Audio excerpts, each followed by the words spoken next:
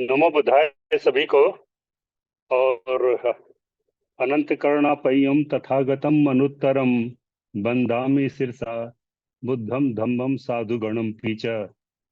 यह प्रतिपादम प्रपंचो समस्यम देशिया मास समुद्धम वंदे बदतांबरम द्रवदृष्टि प्रहरणाय सधर्मम वदस्यत अनुकंपाम उपादाय तम नमस्यामि गौतमम। परम श्रद्धेय हमारे पूज्य भंते जी, नंदरतन थेरो जी, ज्ञानालोक भंते जी, और इस अंतर्जाल से जुड़े हुए हमारे सभी भिक्षुगण, भिक्षु आलोक जी, और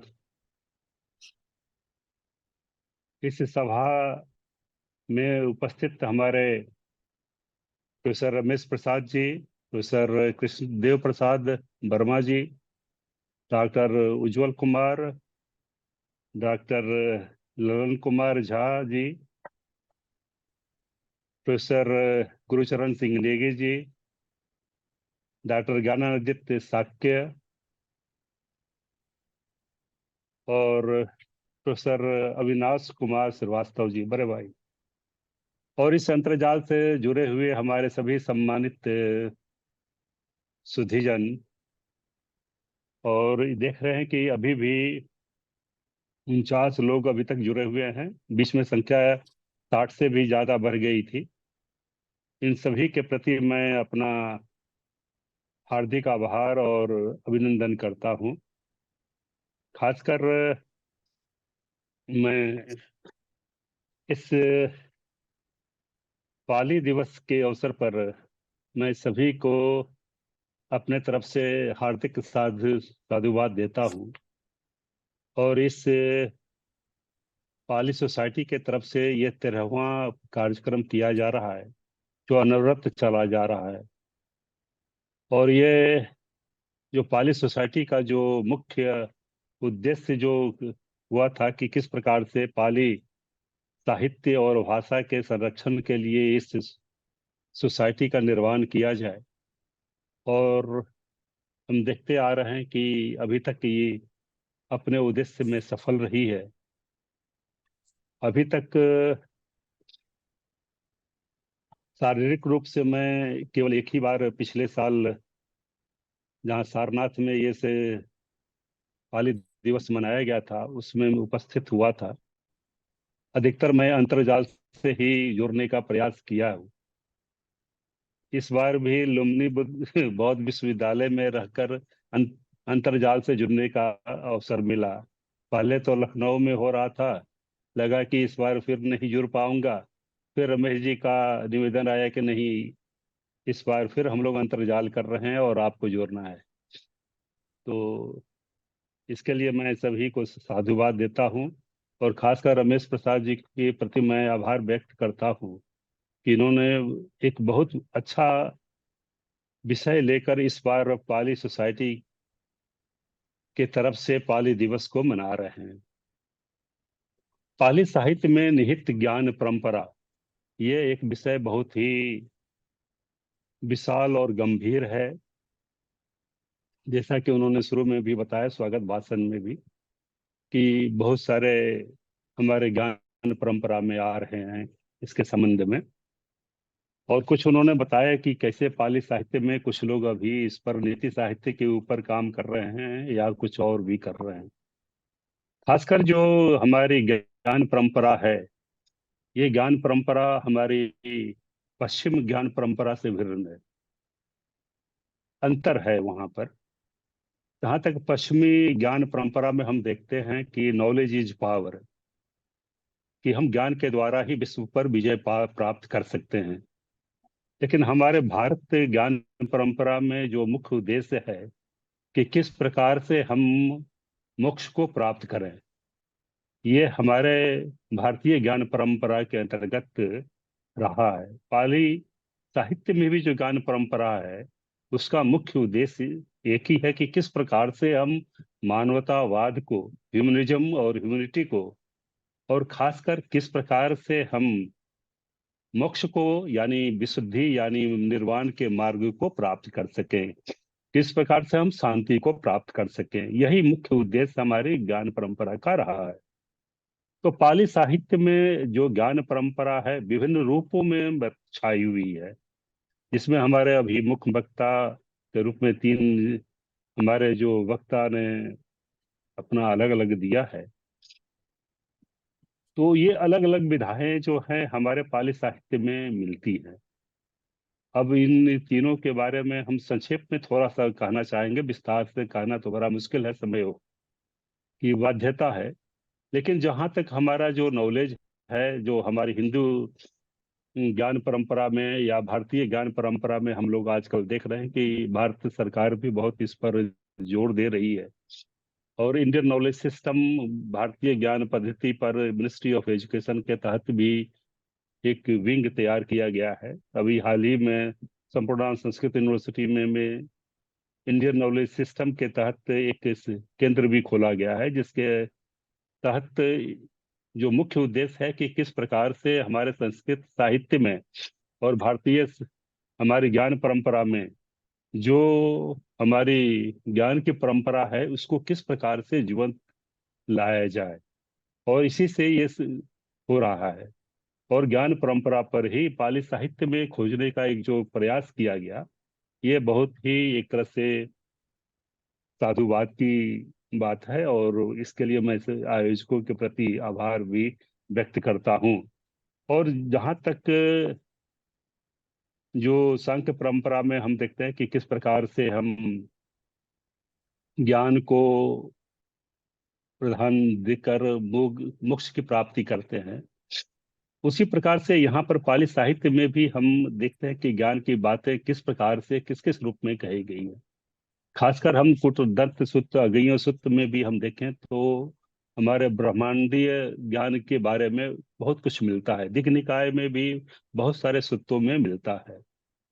पहले वक्ता के रूप में हमारे प्रोफेसर कृष्णदेव प्रसाद वर्मा जी, जो पाली साहित्य के प्रासंगिकता के बारे में चर्चा की है, बहुत सारी बातें उन्होंने एक सांस्कृतिक धरोहर के रूप में, कि किस प्रकार से पाली साहित्य हमारा एक सांस्कृतिक धरोहर के रूप में है, उस पर चर्चा करते हुए पाली की जो वर्तमान समय में क्या इसकी उपयोगिता है, इस पर उन्होंने चर्चा किया और बहुत सारे पक्षों को उन्होंने रखा। इसके लिए मैं उनको साधुवाद देता हूँ और हार्दिक बधाई भी देता हूँ। दूसरा पेपर जो हमारे प्रोफेसर डॉक्टर उज्जवल कुमार ने जो अपना पाली साहित्य में ब्रह्मांडीय ज्ञान की या कॉस्मोलॉजिकल जो एक अध्ययन के बारे में उन्होंने जो रखा, एक बहुत अच्छा प्रयास है। उन्होंने सबसे पहले वो अपने रिसर्च पेपर के शुरुआत में बतलाते हैं कि यह जो ब्रह्मांड है इसका दो शब्द वहां पर मिलता है। एक तो लोक के रूप में बतला रहे हैं वो, और दूसरा एक बतला रहे हैं लोक धातु के रूप में। तो लोक के जहां तक सारी बातें जो लोक और लोक धातु से ही लेकर चल रहे हैं कि ब्रह्मांड की बातें सारी कही गई हैं। और उसमें जब लोक की परिभाषा हम देखते हैं कि पाली के साहित्य में किस प्रकार से की गई है, तो इसका हम अभिधम में भी परिभाषा देखते हैं कि लुंजति पलुंजति अथेन लोको, that it is in the sense of arising and ceasing. जो उत्पन्न हो रहा है, जो निरुद्ध हो रहा है, वही लोक है। दूसरे रूप में कहा गया लोकोति संसारो संसारोति भवशक परंपरा। यहाँ पर लोक को भवशक परंपरा से भी जोड़ा दिया गया है।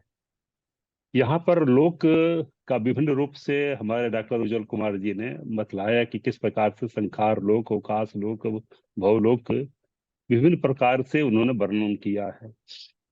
लेकिन जो उनका मुख्य उद्देश्य था कि किस प्रकार से चूल निकाय सूत्र में उन्होंने कर्म से लोक को बतलाया है।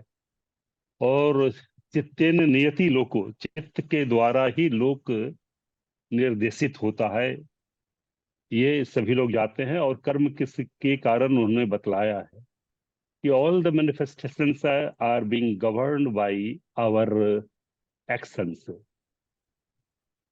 जो कर्म के द्वारा ही हमारे सारे मतलब जो है, जो भी कर्म हम करते हैं वो मन से ही निर्देशित होते हैं। ये अलग है कि दंपत की भी जो गाथा है मनोपमा, वो अलग है। लेकिन यहाँ पर जो हम भगवान बुद्ध भी कहते हैं कि यह जो ओ मॉन्क्स आई से एक्शन एज पोजिशन, चित्त को ही हम कर्म की बात कहते हैं, और इसी चित्र के द्वारा ही हम कायिक कर्म, वाचसिक कर्म और मानसिक कर्म करते हैं। तो कहा जाता है कि चित्तम ति कम्मम, यह चित्त ही जो कर्म है। और अभिधर्म के रूप में हम देखें, जो हमारे 89 या 121 प्रकार के जो चित्त हैं, वो भी एक तरह से एक्शन या कर्म ही है। और इसी को हम अलग भूमि के आधार पर या जाति के आधार पर विभिन्न रूप में हम इसको बांटते हैं, ये तो अलग है।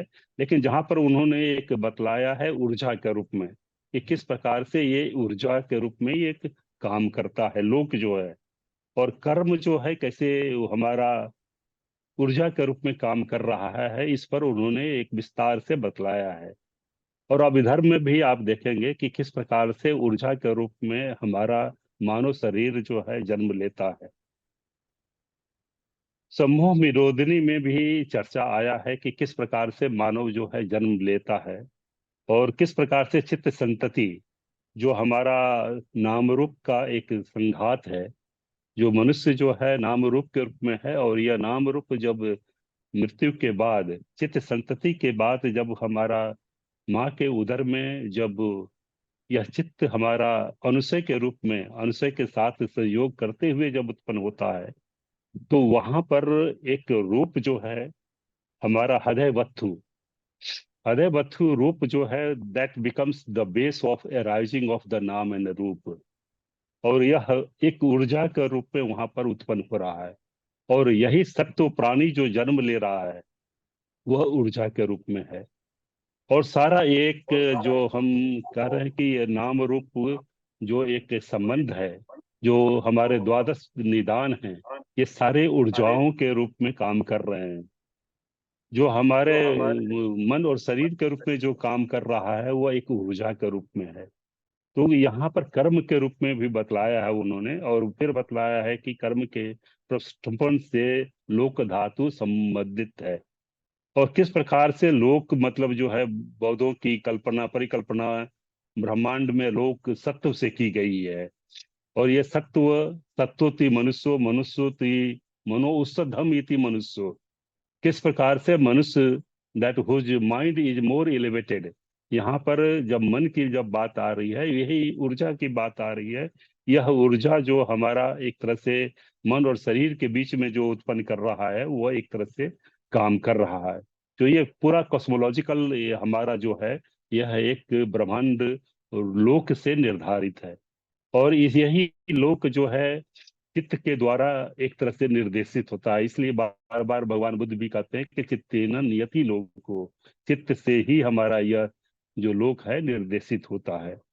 और इसके बाद उन्होंने इंटरकनेक्टेड की बात की डॉक्टर उज्जवल कुमार ने, कि किस प्रकार से यह हमारा जो मानव शरीर है, जो सत्व की बात कर रहे हैं या लोक की बात कर रहे हैं, how this man is dependent on nature and environment. यह हमारा जो मानव शरीर है, वो कैसे प्रकृति और वातावरण से संबंधित है, और यह प्रकृति वातावरण एक दूसरे पर आश्रित है। परस्पर आश्रित होने का एक बतलाया गया है कि कैसे एक दूसरे पर आश्रित होकर ही आदमी रह सकता है। इसके तत्व जो है बिना वातावरण प्रकृति के नहीं रह सकता है, और वातावरण प्रकृति भी बिना मनुष्य के नहीं रह सकती। और यहीं पर समुदाय या इंटरकनेक्टेड की बात आती है, जो हमारा परस्पर आश्रयता की बात है। गुरुचरण सिंह नेगी जी आचार्य नागार्जुन के बारे में भी देखे होंगे कि नागार्जुन, आचार्य नागार्जुन जी भी तीन बात कहते हैं: इदम प्रत्ययता, निस्वभावता और परस्पर आश्रयता। यह जो परस्पर आश्रयता है, that is more connected, interconnected with each other, man, nature and environment। मनुष्य, प्रकृति और वातावरण कैसे एक दूसरे से जुड़ा हुआ है, कैसे एक इंटरकनेक्टेड है। और यहाँ पर जहाँ पर हम कह रहे हैं कि all 12 links of dependent origination, या 12 लिंक्स जो हमारा द्वादश निदान है, यह how they are causally related with each other. अविद्या संस्कार से संस्कार, विज्ञान से विज्ञान, नाम रूप से यह केवल आधारित ही नहीं है, they are causally related with each other. जहां पर परस्पर आश्रयता की बात आ रही है, आचार्य नागार्जुन भी बोलते हैं, भगवान बुद्ध भी बोलते हैं, यहाँ पर परस्पर आश्रयता में चार एस्पेक्ट आ रहा है: म्यूचुअल डिपेंडेंस, म्यूचुअल को एग्जिस्टेंस, म्यूचुअल कोऑपरेशन एंड को इंजॉयमेंट। चार प्रकार की बातें, मतलब जो है परस्पर आश्रयता, यहाँ पर मनुष्य, प्रकृति और वातावरण, ये तीन चार प्रकार के, को एग्जिस्टेंस, म्यूचुअल डिपेंडेंस, कोऑपरेशन और को इंजॉयमेंट, चार प्रकार आचार्य नागार्जुन इस पर विशेष प्रकार से इसकी व्याख्या करते हैं, और पाली साहित्य में भी इसके बारे में आ रहा है। तो ये जो ब्रह्मांडीय हमारे ज्ञान परंपरा जो विशेषकर हमारा बतलाया गया, इसको हम पाली साहित्य में भी पांच नियाम धम्मा से जानते हैं। पंच नियाम धम्मा में पांच प्रकार के नियाम धम्मा कहे जाते हैं, जिसमें कम चित्त उतु, कम चित्त उतु, बीज और धम्म नियाम। जिसमें ये चार जो प्रथम है हमारे, कम चित्त उतु और बीज, ये इंडिविजुअली यानी स्वयं अपने काम करते रहते हैं। लेकिन जहां तक धम्मता नियाम की बात आ रही है, यह धम्मता नियाम ही एक तरह से पूरे ब्रह्मांड को चला रहा है। और ये पूरा ब्रह्मांड, ये धम्मता नियम जो हमारे चार नियम हैं, कम चित्त उतु बीज, इसका हमारे अभिधर्म के ग्रंथों में विस्तार से बतलाया गया है कि किस प्रकार से पंच नियम धर्म काम करता है। इसी को दूसरे रूप में हम संधि निर्मोचन सूत्र, जो उसमें भी पांच कारण सिद्धांत के रूप में दिया गया है, कार्य कारण सिद्धांत, निदान, नियाम धम्मा, वहां पर भी एक तरह से जस्टिस की बात आ रही है। वहां पर भी द्वादश निदानों के बारे में बतलाया गया है कि कैसे द्वादश निदान हमारे ये एक तरह से काम कर रहे हैं, और किस प्रकार से धार्मिक न्याय की बात करते हैं वहां पर। इन्हीं पेपर बहुत संक्षेप में हमारे डॉक्टर उज्जवल जी ने प्रस्तुत किया था, लेकिन बहुत सारी बातें समय के अभाव में वो विस्तार से बता नहीं पाए। लेकिन यहाँ पर जो एक नई बात जो उन्होंने रखने का प्रयास किया है, उस पर विशेष साहित्य के द्वारा किस प्रकार से प्रमाणित कर सकते हैं कि यह जो लोक है वह ऊर्जा के रूप में काम कर रही है, और ऊर्जा कुछ नहीं है, ये कर्म के द्वारा है। कर्म के द्वारा ही ये सारी ऊर्जाएं लोक उत्पन्न हो रही है। इसको कैसे हम साबित कर सकते हैं अपने पाली साहित्य में, जो हमारे ज्ञान परंपरा में आ रही है, वो है एक विशेष रुचिकर होगा। इसके लिए मैं उज्जवल जी को आग्रह भी करता हूँ और साधुवाद भी देता हूँ। तीसरा पेपर हमारे डॉक्टर ललन कुमार झा जी के द्वारा जो कि भेषज ज्ञान परंपरा के बारे में उन्होंने बतलाया। सबसे पहले तो उन्होंने बतलाया कि आरोग्य परमालाभा संतुष्टि परम धन, और किस प्रकार से वो सामान्य जीवन में भी आरोग्य को सबसे परम धन मानते हैं। और उसके बाद उन्होंने बतलाया कि जिगच्छा परमारोगा, और जिगच्छा जो दी जाए तृष्णा के बारे में कहा जाता है, और विद्या तृष्णा ही मूल कारण है जो सभी ये करते हैं। और बीमारी भी दो प्रकार की होती है, एक मानसिक बीमारी होती है, इलनेस, मेंटल इलनेस, और एक फिजिकल इलनेस। फिजिकल इलनेस जो हमारी शारीरिक जो बीमारी है, वो तो ज्वर आदि से संबंधित होती है।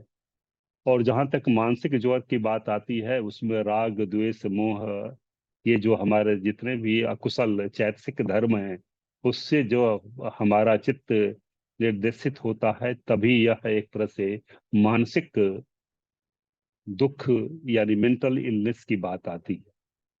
और इसको इन्होंने किस प्रकार से भेषज खंडक, जो हमारा चूलबग का एक अध्याय है, 12 अध्यायों में से भेषज खंडक, और उसमें किस प्रकार से उन्होंने जो वर्तमान समय में उस भगवान बुद्ध के समय में किस प्रकार के प्राकृतिक जड़ी बूटियों के द्वारा या हर्बल मेडिसिन के द्वारा किस प्रकार से दिया गया है। पाली साहित्य में भी हम देखते हैं कि किस प्रकार से पुत्तिमुत भेषज परिखारम, ये भी, और भिक्षुओं के लिए भी 4 प्रकार के लिए उसमें बतलाया गया है कि पिंडिया भोजनम, रुख मूल सेनासनम, और पुत्र मुत भेषज परिखार, और आजु परिशुद्धि शील में भी इसका विस्तार से बतलाया गया है। महावग्ग में भी हम देखते हैं कि किस प्रकार से भगवान बुद्ध 5 प्रकार के तेल के बारे में बात करते हैं और किस प्रकार से घी फणित और इसकी व्याख्या वो करते हैं। तो हमारे डॉक्टर ललन कुमार झा जी का जो मुख्य उद्देश्य था कि किस प्रकार से हम, जो हमारे पाली साहित्य में जो एक चिकित्सा विद्या के रूप में है, और चिकित्सा विद्या के रूप में किस प्रकार से भगवान बुद्ध बतलाते हैं, और इस प्रकार से भगवान बुद्ध को भी भेषज गुरु भी कहा जाता है। और बाद में हम देखते हैं कि किस प्रकार से